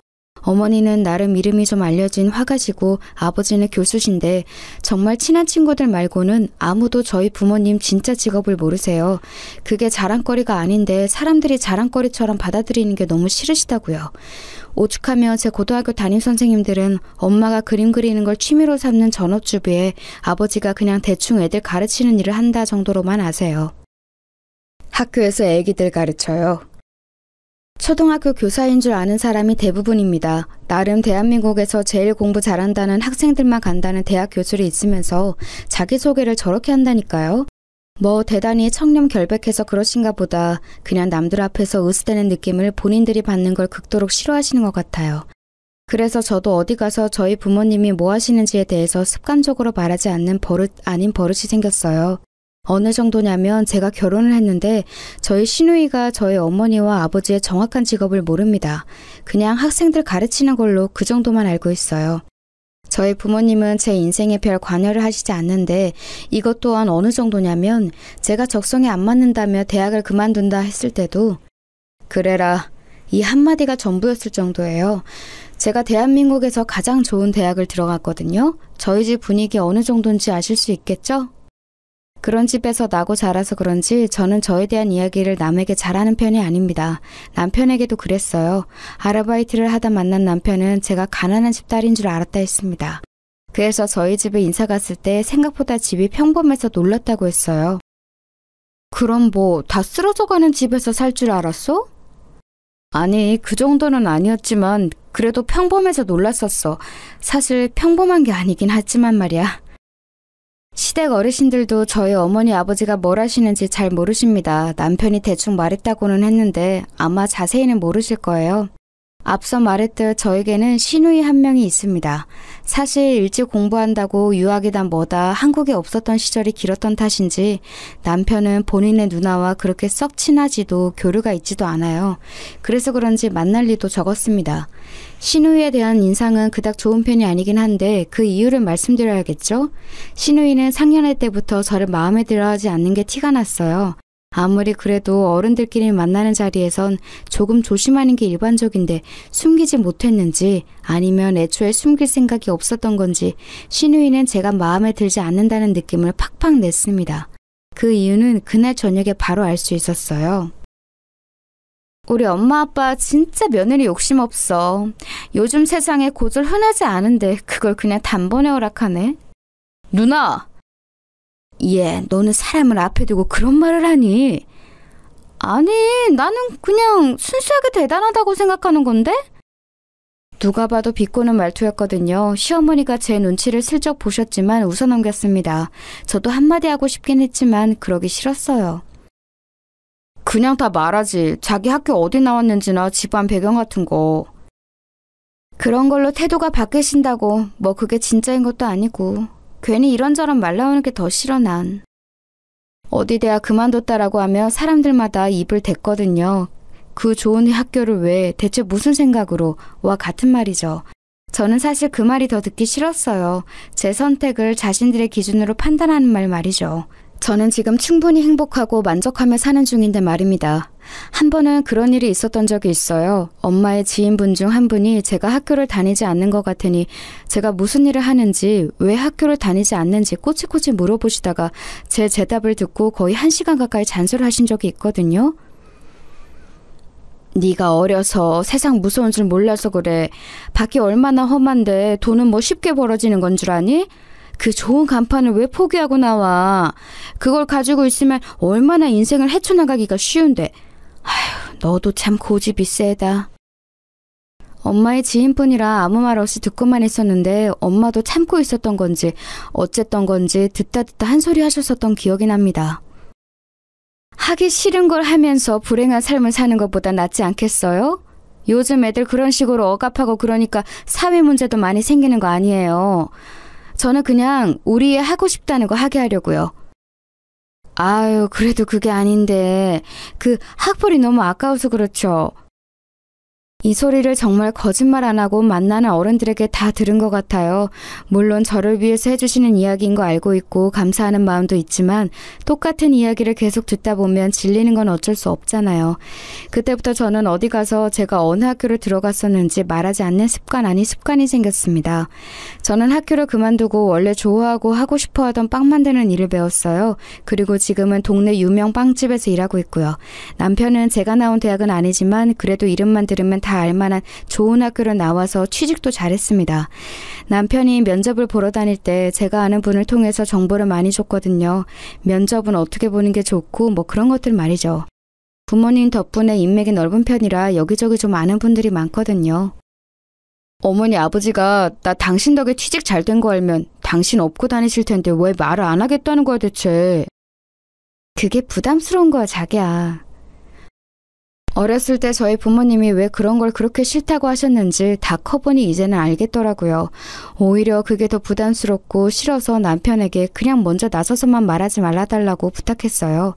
저희가 나서서 이야기하지 않으면 알게 되실 일 없는 문제라고 생각했습니다. 신우이는 제가 결혼한 후에도 은근히 저를 깔보고 무시하는 말을 자주 하긴 했어요. 남편에게 들어보니 신우이는 어렸을 때부터 본인이 공부를 잘하는 것 그리고 학벌에 대한 집착이 좀 있었다고 하긴 하더라고요. 그래서 공부도 열심히 했고 매형도 제가 입학한 그 학교로 나온 사람이라고요. 한날은 뉴스를 보면서 열심히 우리나라 경제에 대해 이야기하다가 저와 눈이 마주쳤어요. 그러자 픽 웃으며 그러더군요. 누가 봐도 저를 깔보는 느낌이 묻어있는 말투와 표정이었어요. 아, 올케는 이런 어려운 이야기 못 알아듣나? 기본적으로 자기보다 못하다고, 그러니까 특히 학벌이 낮다고 생각하는 사람에 대한 무시와 우월감이 상당한 사람이었습니다. 뭐 그러려니 했어요. 그래봐야 자주 만나는 사람도 아닌데다가 저는 성격이 무던한 편이라 그런 이야기를 들어도 막 화가 나진 않거든요. 애초에 사실이 아니기도 하고요. 신우이가 나온 대학보다 제가 입학한 학교가 더 좋은 학교였거든요. 그렇게 뭐 기분은 나쁘지만 큰일은 없는 상태로 나름 잘 지냈습니다. 기본적으로 남편과 저는 사이가 좋은 편이었던지라 딱히 영향을 받지 않기로 했고 말이죠. 그러던 어느 날이었어요. 남편이 이러더군요. 아마 그냥 지나가는 이야기로 한 것 같았습니다. 누나가 교수 임용을 준비하나 봐. 박사학위 때문에 논문을 쓰고 있다는 이야기는 들었었는데 교수를 준비한다는 소식에 어느 학교인지를 물었습니다. 근데 뜻밖의 저희 아버지가 몸담고 계시는 학교였더라고요. 지금은 안식년이시라 2년째 쉬고 계시긴 했지만요. 그래서 아마 더 짐작도 못하시긴 했을 거예요. 저희 아버지가 유명한 교수님이라는 사실을 말입니다. 저희 아버지는 학계에선 나름 유명한 분이세요. 항상 늘 틀어박혀서 논문만 쓰고 공부만 하시기 때문에 아버지 수업을 듣는 학생들이나 동료 교수들 말고는 아버지 얼굴을 아는 사람은 많지 않지만 아버지 이름은 아는 사람이 많습니다. 신우이가 교수를 준비한다길래 들어보니 그 학교 학장님이랑 저랑 아는 사이더라고요. 아버지와 친하신 분이었어요. 모르면 몰랐지 알게 됐으니 그냥 넘어가기 좀 그렇긴 하더라고요. 내가 한마디 해줄까? 우리 신우이 누구라고? 뭐하러, 장인어른 그런 거 싫어하시잖아. 그래도 잘 되면 좋으니까. 자기 진짜 속도 좋다. 우리 누나한테 그런 소리를 듣고도 막 도와주고 싶어? 자기 누나니까 그렇지. 남편은 괜찮다고 하지 말라고 했지만 사실 준비를 한다는데 제가 아는 모르는 바닥도 아니고 알면서 모른 척하기가 좀 그렇더라고요. 그래서 친정을 간 날 아버지에게 슬쩍 말하긴 했어요. 신우이가 문학장님 계신 학교에 교수 임용 준비한대. 내 이야기 했어? 모른다며. 지금도 몰라. 말한 적 없어. 뭐 굳이 가족된 사람들한테까지 숨겨. 그렇게까지는 안 해도 돼. 딱히 숨긴다기보다 귀찮은 일 많아지는 게 싫은 거지. 엄마 아빠 누구다 하며 부탁 들어오는 게 한두 개인 줄 알아? 그랬더니 아버지가 허허거리며 미안하다고 하시더군요. 그리고 얼마 뒤에 전화가 왔어요. 문학장님께 딸내미 신우이가 거기 교수 지원한다고 했더니 이름 물어봐서 말해줬다고. 본의 아니게 백을 쓴 것 같았지만 뭐 실력이 아예 안 되는 사람은 아니었거든요, 신우이가. 그래서 그냥 좀 도와줬다고만 생각했어요. 뭘 바란 것도 아니었고요, 사실. 그리고 얼마 뒤 교수 임명이 확정되었다고 시댁에서 전화가 왔습니다. 그래서 가족들끼리 다 같이 밥을 먹기로 했다고요. 가서 말해. 자기가 도와줬다고. 뭐하러 그런 소리를 해. 그러자고 한 것도 아니고 나는 진짜 말 한마디 보탠 건데. 그리고 이렇게 한번 해줬다 그러면 다른 부탁도 여기저기서 들어오는 거 진짜 귀찮아. 나는 완전 생색내고 싶을 것 같은데 자기네 진짜 신기하단 말이야. 저는 정말 순수하게 생색낼 생각 없이 신우이를 축하만 해주러 나간 자리였습니다. 그런데 그 자리에서 일이 터졌어요. 요즘은 이혼이 흠도 아니잖아. 갑자기 뜬금없이 대화의 주제를 이혼으로 돌리더라고요. 저는 갑자기 그러기에 요즘 신혼의 부부 사이가 좋지 않나 하는 생각만 하고 있었습니다. 그런데 그 화살은 저희를 향한 거였더라고요. 너희 애도 없잖아. 그거 지금 우리한테 하는 소리야? 너 이번에 승진 누락됐다며? 사실 얼마 전에 남편이 승진 시험을 봤는데 잘 봤다고 잘 될 것 같다는 이야기를 한 것과 달리 발표에는 남편 이름이 없었거든요. 그래서 그냥 자기보다 시험을 잘 본 사람이 있나 보다 했는데 그게 아니었던 겁니다. 실은 남편의 승진이 누락되는 과정에서 윗선의 개입이 있었고 남편 대신 승진한 사람의 부인이 그 윗선의 누군가의 부인과 동문이라는 이야기가 회사 내에 파다하게 소문이 돌았다더라고요. 남편과 저는 몰랐지만 그 이야기를 듣고 나서도 막 엄청 억울하거나 아쉽다거나 하진 않았어요. 워낙 낙관적인 성격들이라 다음에 또 기회가 있겠지 하고 넘겼었습니다. 그런데 신우이가 그 이야기를 어디서 듣고 왔는지 알고 있더라고요. 남편이 약간 짜증난다는 말투로 신우이를 보면서 말을 이어갔습니다. 그게 무슨 상관이 돼 대체? 요즘같이 인맥이 다한 시대에 물론 나는 인맥 없이 실력으로 된 거지만 그래도 대부분은 인맥이나 학벌이 다잖아. 그래서? 네가 부인을 잘 만났어 봐. 이번 승진도 네가 됐겠지. 네가 훨씬 평판도 좋고 시험도 잘 봤다며? 그게 그거랑 무슨 상관인데? 내가 승진 하나 하겠다고 와이프랑 이혼이라도 해야 한다는 거야? 단순히 네 승진 문제가 아니잖아? 앞으로 주구장창 네 앞길을 막을 텐데. 내가 무슨 대단한 일을 한다고 부인이 학력이 좋지 않다는 이유 하나만으로 이혼을 해? 누나 지금 제정신이야? 저는 진짜 어이가 없어서 가만히 쳐다보고만 있었거든요. 시댁 어르신들이 말려보려 했지만 이미 이성을 잃은 듯 신우이는 입에서 나오는 말을 생각 없이 그냥 뱉고 있었어요. 교수 임명되자마자 여기저기서 가족들은 뭐하냐 물어보는데 내가 쪽팔려서 올케가 뭐하는 사람인지도 말을 못하잖아. 교수인 사람이 올케가 고졸이라고 하면 사람들이 뭐라고 생각하겠어? 그러니까 결국 누나가 쪽팔리니까 나보고 이혼을 하라는 거네. 나 생각해주는 척 하더니 너한테도 그게 좋으니까 하는 말 아니야. 솔직히 저런 생각을 가지고 있는 사람인 거 모르는 바도 아니었고 딱히 별 생각도 없었지만 저렇게 노골적으로 이혼을 하라는 둥 하니까 화가 나긴 하더라고요. 아니 사실 많이 화가 났습니다. 본인이 어떻게 그 자리에 갔는지도 모르고 저렇게 오버하는 게 가짱기도 했고요. 아무리 그래도 저희 일을 이렇게까지 이혼을 하란 말을 하시면서 간섭하는 건 지나친 거 아니세요? 너 같은 애가 우리 집에 시집 온 게 지나친 거지. 우리 집에 대체 뭐가 대단하다고 이러는데? 적어도 쟤보단 나은 올케가 줄을 섰을 거다. 너는 어쩜 보는 눈도 없고 야망도 없고 어떻게 된 남자애가 그렇니? 진짜 더 이상은 참을 수 없더라고요. 그래서 그냥 말하기로 했습니다. 저 대학 중퇴했거든요. 적성에 안 맞아서. 못 간 게 아니라 제 선택으로 그냥 졸업을 안 한 거예요. 그렇게 말했더니 콧방귀를 끼더라고요. 뭐? 어디 지방대? 아님 전문대? 매형이랑 같은 대학. 그 말에 일순간 식사 자리가 조용해졌습니다. 그리고 이내 믿을 수 없다는 얼굴로 신우이가 저를 바라봤어요. 그게 말이 돼? 그 좋은 대학을 자기가 스스로 그만둔다는 게? 거짓말 아니야? 뭐 원하시면 입학 증명서도 떼어다 보여드릴 수 있어요. 이걸 왜 이렇게까지 해야 하는지 모르겠지만. 그 좋은 대학을 그만두는 멍청이가 어딨어? 그런 말 듣기 싫어서 어디 가서 제가 대학 이야기 안 하는 거예요. 저는 그냥 꿈을 위해서 그만둔 건데 멍청하다는 둥 배가 불렀다는 둥 하는 소리를 하는 사람이 많아서. 신우이가 의심스러운 눈으로 저를 한참 보더니 그래도 지기 싫은 듯 말을 이어갔습니다. 그래도 고졸인 건 변함없잖아? 그게 대체 뭐가 그렇게 중요한 건데? 살아가면서 학벌이 얼마나 중요한 건데. 나만 해도 봐봐. 열심히 가방끈 길게 만들어 놓으니까 이렇게 기회도 오는 거잖아. 그게 누나 힘으로 된 건 줄 알아? 그럼 누구 힘으로 된 건데? 내가 노력해서. 내가! 저희 아버지 성함이 강한국이세요. 갑자기 올케 아버지 성함이 왜 나와? 강한국? 네, 강한국 교수. 뭐? 형님이 이번에 붙으신 그 학교 문학장님이 저희 아버지 절친이세요. 제가 형님 그 학교 원서 쓰신다길래 아빠한테 말씀드렸고요.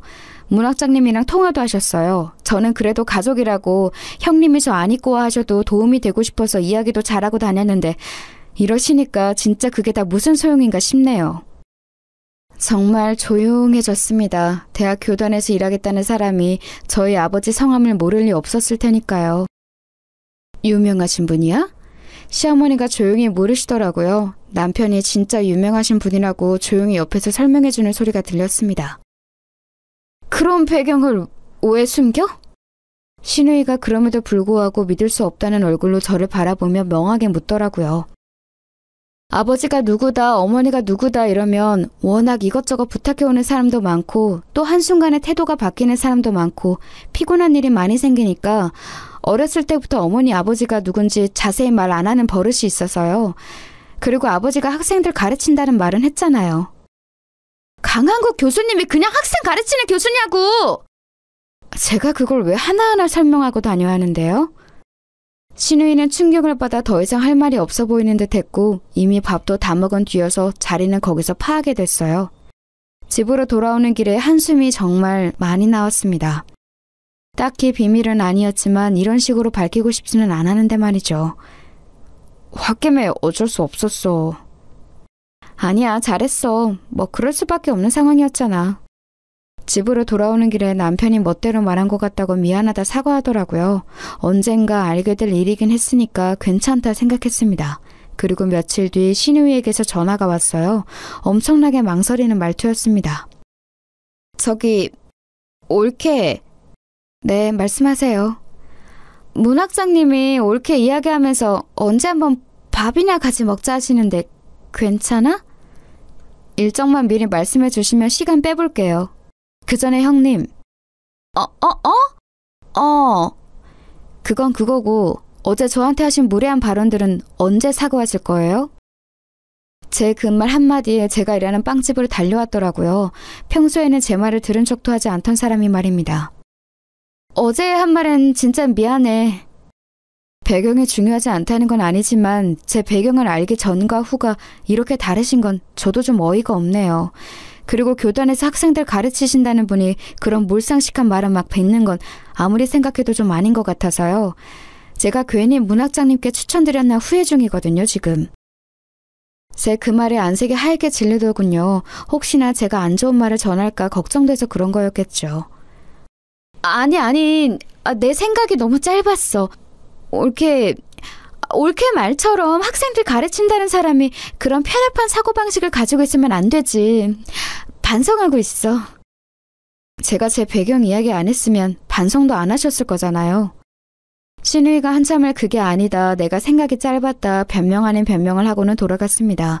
집으로 돌아가 남편에게 오늘 이야기를 했더니 남편이 되려 부끄러워하더라고요. 자기 누나가 그런 사람이라는 것에 대해서 말입니다. 그나저나 우리 회사 부부 동반 모임한다는데 당신 다음 주 금요일에 가게 빠질 수 있어? 남편 회사에서 부부 동반 모임이 있다고 하더라고요. 원래 그런 자리는 싫어해서 잘 나가지 않는 편이긴 했지만 얼마 전에 신우이에게 부인이 집만 된다는 이야기를 들었어서 그런지 이번에는 나가서 뭐든 도와야겠다는 생각이 들어서 그러겠다고 했어요. 안 와도 되는데. 그러면 당신 또 안 들어도 될 소리 들을 거잖아. 괜찮아. 괜히 부인은 왜 안 왔냐 소리 듣게 하기가 싫더라고요. 그래서 제 나름대로 집에 있는 제일 괜찮은 옷을 입고 그 자리를 나갔습니다. 원래 그런 자리 긴장하는 타입은 아닌데 왜인지 모르게 긴장이 되더라고요. 처음 나가보는 자리라 그랬던 것도 있었을 테지만 누군가에게 평가받는 기분이라 더 그랬던 것 같습니다. 남편 직장 상사들도 있는 자리에서 함부로 굴 수는 없으니까요. 그런데 제 옆자리와 앞자리에 그 남편의 승진을 누락시킨 상사의 부인과 그 부인과 동문이라 인맥으로 남편을 승진시켰다던 그 동료 부인이 앉게 됐어요. 운명의 장난인지 뭔지 말이에요. 우리는 동문이라 진짜 금방 친해졌거든요. 이런 곳에서 동문 만나기 쉽지 않은데 반가우셨겠어요. 은영 씨는 그런 건 모르지 않아요? 고졸이라고 들었던 것 같은데? 은연중에 깔려있는 저 무시, 자주 당하는 일이긴 했지만 저는 별 기분이 나빴던 적은 없는데 이 자리에서는 기분이 나쁘더라고요. 남편을 무시하는 것까지 느껴져서 더 그랬던 것 같아요. 그래서 그냥 말을 하기로 했습니다. 어차피 다시 볼 사람들도 아니고 귀찮은 일이 안 생길 거라 생각했거든요. 졸업을 안 한 거지 학교는 들어가서 아예 모르진 않아요. 그렇게 말했더니 살짝 웃는 게 보이더라고요. 보나마나 네가 나와봤자 지방대나 전문대라는 생각을 했겠죠. 아니 그게 무시할 거리가 되는 것도 웃기지 않아요? 사람의 학교를 물어보고 그걸로 판단해서 우월감을 느끼는 사람들 너무 저급하잖아요. 하지만 뭐 그런 사람들에게는 그걸로 갚아주는 게 제일 통쾌한 법이니까요. 아, 그러셨구나. 하긴 요즘 대학 자체를 안 가는 사람이 없긴 하죠. 비전이 안 보이는 학교에서 괜히 등록금이다 뭐다 돈만 쓰느니 금방 그만두고 기술 같은 거 배우는 게 현명한 방법이긴 해요. 제빵 배우신다고 하셨죠? 어머, 제빵 배우는구나. 다음에 케이크 같은 거 하나 만들어줘요. 내가 또 그런 거 맛은 기가 막히게 보거든. 자기들끼리 이미 제가 좋지 않은 대학을 들어가서 학교에서 비전을 찾지 못하고 기술을 배우라 그만뒀다고 확정을 내렸더군요. 그래서 그냥 다이렉트로 꽂아버렸어요. 네, 서울대 경영학과 들어갔는데 너무 재미가 없더라고요. 적성도 아닌 것 같고 졸업해서 적성에 안 맞는 일 평생 할 거 생각하니 답답하기도 하고 이래저래 시간 낭비인 것 같아서 그만뒀어요. 그 말에 장내가 조용해졌습니다. 설경? 그거 문과탑 아니야? 서울대 경영? 과 같은 수군거림이 들렸어요. 진짜 너무 속들이 훤히 보이더라고요. 그리고 그 부인들 2명도 신우이와 같은 눈으로 저를 멍하니 보고 있더라고요. 믿을 수 없다는 눈이었습니다. 서울대 경영이요? 네. 아들분이 제가 들어간 학교 지원할 거라고 들은 것 같은데 맞죠? 뭐 학교는 그만뒀지만 동문들이랑은 저도 종종 만나긴 해서 잘하면 제 동문들 후배가 되겠네요. 상사분 아들이 서울대 경영학과를 준비하고 있다는 이야기를 얼핏 들은 것 같았거든요. 거길 왜 그만둬요? 진짜예요? 적성에 안 맞으면 그만둘 수도 있는 거죠 뭐. 그리고 이런 거짓말을 제가 왜 하겠어요? 금방 들통날 텐데. 그 좋은 대학을 졸업하지 않는 게 일반적이진 않잖아요. 부모님이 속 많이 썩으셨겠는데요? 그만두겠다고 하니까 1초 만에 그러렴이라고 하시던데요. 저희 아버지가 공부를 하시는 분인데 자기도 공부 지겹다고 매일 그만두고 싶으시다고요. 아버님이 아직 공부를 하세요? 만학도신가? 대학에서 학생들 가르치세요. 그 말에 한 번 더 정적이 찾아왔습니다. 교수세요? 네, 나름 유명하세요. 성함이 강한국이라고. 강한국 교수요? 이번에는 옆에 앉아서 가만히 듣고만 있던 남편 상사분이 놀라서 되물었습니다. 당신이 좋아하는 그 화가분도 강 교수님 아내분이시잖아. 어머머머, 김민아 작가님이요? 어머머머머머. 둘이서 호들갑을 떨어대더라고요. 그 모습을 그냥 보고만 있었습니다. 사실 이런 호들갑을 바로 보는 건 그닥 유쾌한 일은 아니라서 그동안 말을 잘 안 했던 건데. 이 사람아, 왜 진작 말을 안 했어? 장인 장모님이 그렇게 대단하신 분들인데. 그게 제가 대단한 게 아닌데요, 뭐. 어머님, 이번 전시회도 나 이번에 갈 건데. 저는 어머니 전시회 잘 안 다녀서. 그래도 이번에는 나오면 안 돼요? 어머니한테 인사 좀 하게. 순식간에 대화의 주제와 그 모임의 주인공이 저희 부부가 되었네요. 늘 이런 상황이 싫어서 비밀로 했던 거지만 이번에는 밝히고 싶었습니다. 그런 대단한 집을 왜 굳이 숨기시는 거예요? 사실은 이런 집안이다 하고 짠 하는 이런 상황을 즐기시는 건가? 남편의 동료 부인이 띠껍다는 듯 비꼬며 이야기하더군요. 그냥 웃음이 나왔습니다. 아니요, 저희 부모님이 누구라는 이유 하나만으로 이렇게 제가 주목을 받는 게 싫어서요. 대단한 건 저희 부모님이지 제가 아닌데요. 그러면 끝까지 말 안 하시는 게 맞는 거 아닌가요? 원래는 그러려고 했어요. 제가 기분만 안 나빴으면요. 기분이 왜 나빠요? 제가 어느 대학을 입학했는지 말도 하지 않았는데 지금 제빵 일을 하고 있다는 이유 하나만으로 제가 입학한 대학이 틀림없이 안 좋은 대학일 거라 판단하고 말하는 건 말이에요. 그리고 은연중에 제빵 일에 대한 무시가 깔려있는 느낌, 그런 걸로 저를 판단당하는 게 너무 기분이 나빠서요. 제 말에 그 동료 부인분의 얼굴이 수치심으로 붉어지는 게 보였습니다. 그리고 상사분, 부인분도 민망하셨던지 입을 다무시더군요. 물론 엄마를 소개시켜줄 마음이 없었지만 그 이야기는 더 꺼내지 않을 것 같아서 다행이라는 생각을 했습니다. 집으로 돌아오는 길에 남편이 웃으며 묻더라고요. 오늘 당신이 싫어하는 거 다 했네. 그 이후로 남편은 직장에서 완전 다른 대우를 받는다고 했습니다. 심지어 저희 아빠의 사유라는 게 위에 어느 분 귀에 들어갔는지 팬이라고 사인을 받아달라는 요청과 한번 사내 강의를 모시고 싶다는 부탁 같은 걸 해왔던 모양이에요. 남편이 왜 제가 어디 가서 부모님 이야기를 안 하는지 너무 알겠다고 공감해지더라고요. 아버지는 흔쾌히 남편의 회사에 강연을 나가기로 하셨어요. 그냥 그런 말도 들었다더라 라고만 말했지 해달라고 부탁은 하지 않았거든요. 그런데 요즘은 강의를 쉰 지 너무 오래되었고 학생들 아닌 사람들 앞에서 강의도 한번 해보고 싶으셨다고 말이죠. 그렇게 아버지가 남편 회사에 강의를 다녀오고 나서 남편은 회사에서 높으신 분들에게 돌아가면서 감사 인사를 받았다고 하더라고요.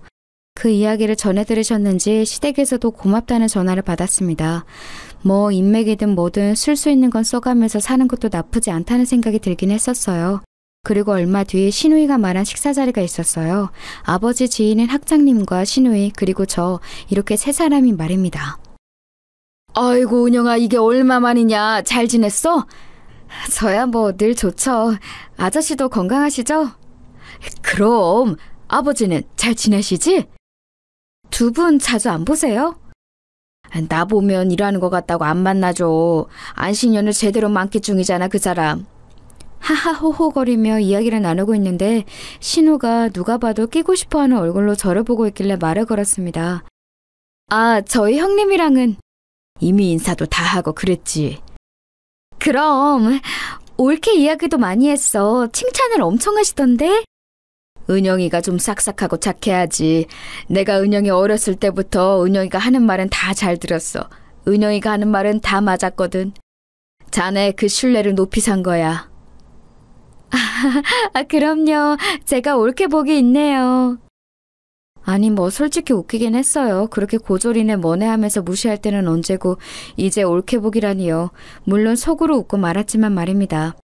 식사 자리는 별 문제 없이 잘 마무리가 됐어요. 식사를 마치고 나오는 길에 신우이가 그러더군요. 고마워 옳게. 아니에요. 뭐 진심으로 고마워하는 얼굴이라기보다 해야 해서 하는 인사 같았지만 말입니다.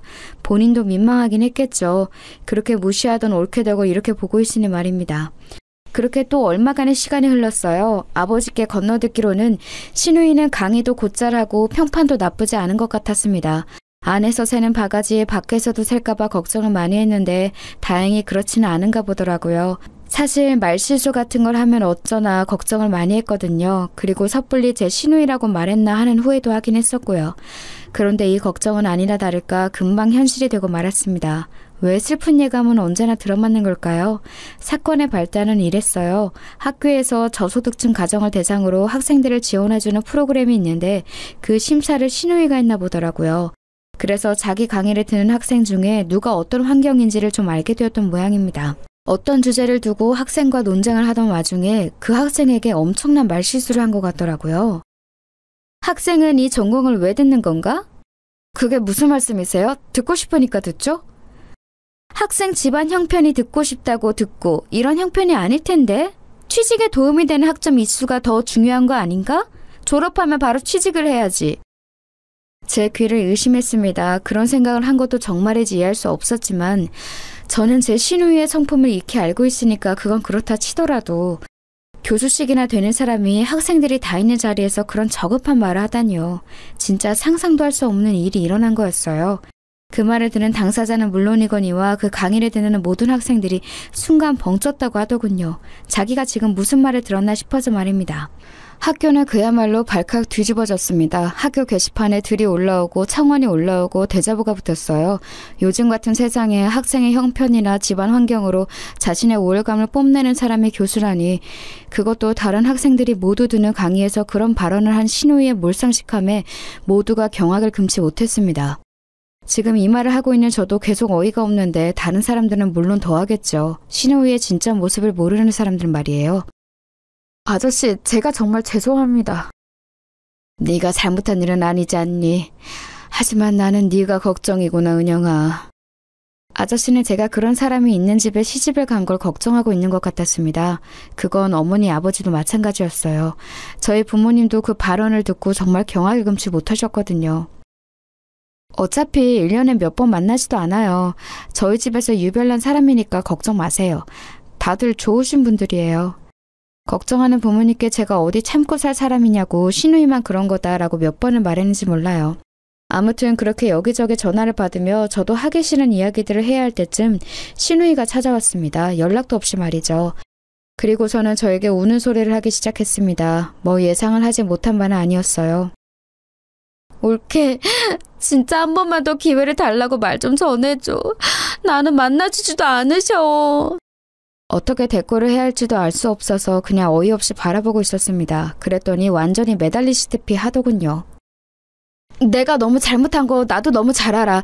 하지만 한 번 실수잖아. 한 번은 봐줄 수도 있는 거 아니야? 만나주지도 않으시는 거 너무한 거 아니냐고. 울면서 그렇게 말하더라고요. 너무 큰 말실수고 여기저기 기사까지 뜬 일이라 바로 징계위가 열렸고 교수 해임 쪽으로 결론이 난 것 같더라고요. 학교 입장에서는 당연한 처사였습니다. 데려온 지 얼마 되지도 않은 새파랗게 어린 교수가 이런 대형 사고를 친 거니까 말입니다. 울며 저에게 빌고 있는 신우이를 보며 담담한 어조로 말했어요. 그 친구에게는 사과는 하셨어요? 했는데 사과를 받아줄 마음이 없대. 그 친구가 용서를 해야 다음도 있는 거 아니겠어요? 상처를 받은 당사자가 용서를 못하겠다는데 뭐 어떡해요? 그랬더니 신우가 본인 성격을 이기지 못하고 또 막말을 시작하더군요. 없이 산 애들은 이게 문제야. 그놈의 자격지심.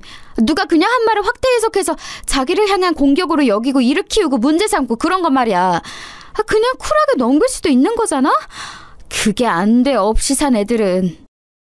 저는 태어나서 형님처럼 교양 없고 생각 없이 말을 뱉는 사람은 처음 보거든요. 제 말에 신우이가 방금 무슨 소리를 들었나 한참 저를 바라보더군요. 뭐? 생각한 대로 다 뱉는다고 그게 말이 아니죠.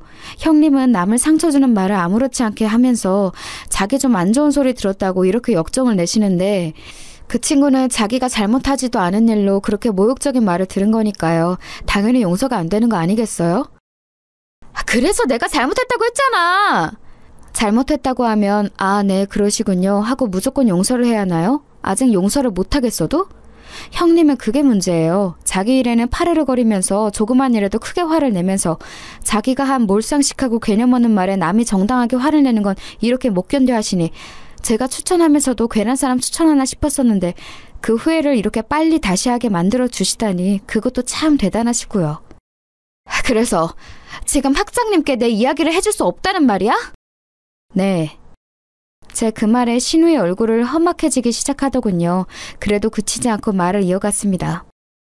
학장님이 별 문제 삼지 않는다고 해도 제가 찾아가서 형님은 그 자리에 맞는 인재가 아니라고 제가 한 말은 물러야 할 판국에 뭐라고요? 저보고 다시 전화해서 형님 부탁을 해달라고요? 그러고 싶지도 않지만 그래서도 안 되죠. 내가 앞으로 안 그러겠다고 반성한다고 했잖아. 이를 악물고 말하더군요. 웃음이 나왔습니다. 지금 형님의 태도는 반성하려는 사람의 태도도 아니거니와 그렇다고 해도 잘못에 대한 대가는 치르셔야죠. 저는 형님을 소개시켜준 걸로 이미 신뢰를 잃었어요. 저한테도 사과하셔야 해요. 제가 절대로 안 해줄 거라는 걸 알았는지 벌떡 일어나더군요. 그리고는 다시 그 전에 저를 무시하고 막대하던 신우의 모습으로 돌변했었습니다. 역시 짐작대로였어요. 너같이 하등 쓸모없는 게 옳게라고 봐줬더니 지 집안이 좀 괜찮다고 신우의 말을 이렇게 무시를 해? 말은 바로 하세요. 이 모든 걸 다 차버린 건 형님이에요. 제가 아니라. 저를 노려보며 한참을 씩씩거리더니 돌아가더군요. 그리고 시어머니에게 가서 말을 전했는지 시어머니도 저에게 전화가 왔습니다. 자기 불리한 건 쏙 빼놓고 별 큰 잘못도 아닌데 유난을 떨었다는 식으로 이야기했더라고요. 그래서 모든 사건의 정황을 정말 토시 하나 빠뜨리지 않고 상세하게 이야기했어요. 그랬더니 오히려 나쁘끄럽다며 사돈 어르신들에게 미안하다고 전해달라시더군요. 남편도 전화해서 한 소리 한 모양이었습니다. 그리고 시어머니와 시아버지도 마찬가지였고요. 시누이는 한동안 저에게 연락도 하지 않고 명절에는 제가 없는 날을 피해서 왔어요. 그러고 다시 교수를 준비한다는 이야기를 들었지만 얼마 뒤엔 다 그만뒀다는 이야기를 들었습니다. 당연하죠. 이미 소문이 날 대로 단 한 사람을 어느 학교에서 데려가겠어요. 그것도 그런 사건으로 말입니다. 학교는 금방 조용해졌다고 들었어요. 해당 사건을 일으킨 교수가 해임당하고 학교 측에서 학생에게 사과를 하면서 여론도 좋게 정리가 된 것 같더라고요. 혹시나 학교에 누가 됐으면 어쩌나 싶어서 밤에 잠도 설쳤는데 다행인 일이었죠 뭐. 시누이는 집에서 살림을 하고 있습니다. 그렇게 집에서 살림하는 여자들을 무시했거든요. 여자도 자기 개발을 해야 하네 어쩌네 하면서 말입니다. 제가 그 일도 너무 중요한 일이고 누군가는 해야 하는 일인데 무시를 하지 말라 하면 저 같은 애나 그런 생각을 하는 거라고 말이죠. 그런데 지금 그러고 있다는 게 너무 웃겼어요. 네 누나는 아직 정신 차리려면 멀었다. 어느 날 갔더니 남편에게 그렇게 말하더군요. 마트에서 어머님이랑 장을 보는 와중에 직원이랑 시비가 붙었는데 거기에서도 마트에서 일이나 하는 주제라고 했다가 어머니에게 뒤통수를 한 대 맞았대요. 그 나이에 말입니다. 다행히 마트 직원분이 큰 문제 삼지 않는 바람에 일이 커지지는 않았지만 어머니가 엄청 크게 화를 내신 모양이더라고요. 그 이후로 어머님이랑 있을 때는 말을 조심한다고 들었습니다. 뭐 다른 곳에서는 어쩌고 있는지는 몰라도 말이죠. 그런 생각을 해서도 안 되지만 그런 생각을 한다고 하더라도 사람이 말을 할 때는 정말 조심해야 한다는 걸 시누이를 보면서 많이 느꼈습니다. 그리고 저급한 말을 하면 한순간에 그 사람에 대한 신뢰도가 뭐건 다 떨어진다는 사실도 말이죠. 저희 시누이에 대한 이야기는 여기서 마무리할 것 같네요. 요즘은 딱히 얼굴 볼 일도 없어서 더 할 이야기도 없긴 하니까요. 아, 저희 남편 회사 일도 그 뒷이야기가 궁금하신 분들이 계시겠죠? 어머니가 전시회에 갔다가 남편 회사 상사분이 부인이라는 분과 마주쳤어요.